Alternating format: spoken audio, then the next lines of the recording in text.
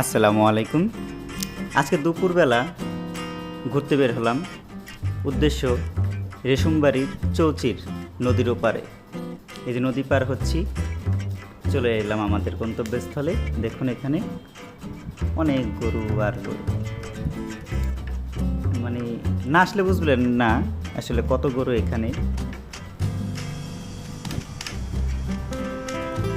এই যে গরু কীভাবে ঘাস খাচ্ছে দেখুন, প্রাকৃতিক সব কিছু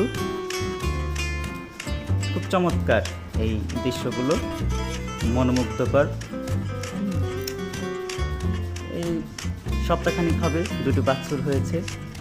এই যে একটা কালো, এই যে আরেকটা দেখুন, দুটো বাছুর। পরে এই এক খামারে চলে আসলাম। এখানে এই মামা আমাদেরকে তাদের নিজস্ব, মানে একবারে পানি ছাড়া, ভেজাল ছাড়া দুধ জাল দিয়ে খাওয়াচ্ছে। আমরাও সাথে সাথে তার হেল্প করলাম। তাদের মন অনেক ভালো। গেলাম, পরে 2 লিটার দুধ আমাদের 4 জনকে দিল। সে নিজেই সব কিছু করলো, দুধ এনে গরম করে আমাদের পরিবেশন করলো। মানুষ এত ভালো হয় মানে জানা ছিল না। যে আমাদের স্যার বসে আছে ওইখানে, দুধ জাল দেওয়া হচ্ছে। যে আমাদের শামীম ভাই, আমি বের হচ্ছি, পিছনে ক্যামেরাম্যান আমাদের জগদীশ ভাই আছে, উনিও আসবে সামনে, দেখতে পাবেন। দেখুন বিশাল জায়গা, অনেক বিশাল জায়গা।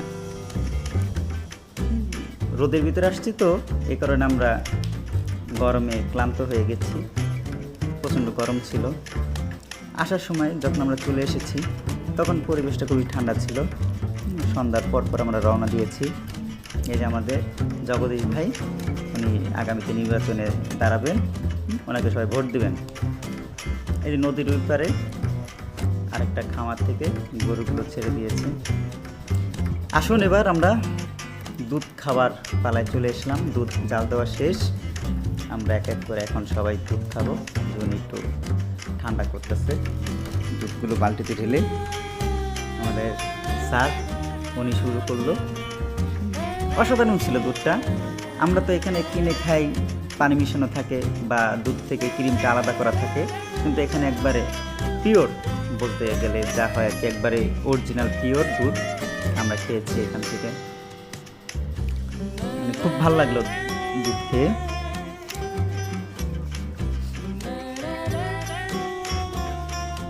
আমার খাওয়া শেষ প্রায়। ওনার ব্যবহারগুলো খুব ভালো ছিল, অত্যন্ত ভদ্র একটা লোক ছিল। ওনার আন্ডারে 150 গরু আছে, উনি আরেকটা লোক আছে, ওনার 2 জন এই গরুগুলো দেখাশোনা করে। এই যে আমাদের শামীম ভাই চলে এসেছে। এর ফাঁকে আমাদের দুধ জাল দেওয়ার ফাঁকে এই ভাই ওনার রান্না শুরু করে দিয়েছিল।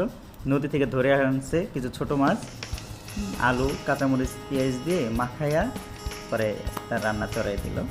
বেশ, অবশেষে যে এক ঝাঁক বক আমার দৌড় দেখে উড়ে চলে গেল। ভালো থাকবেন সবাই।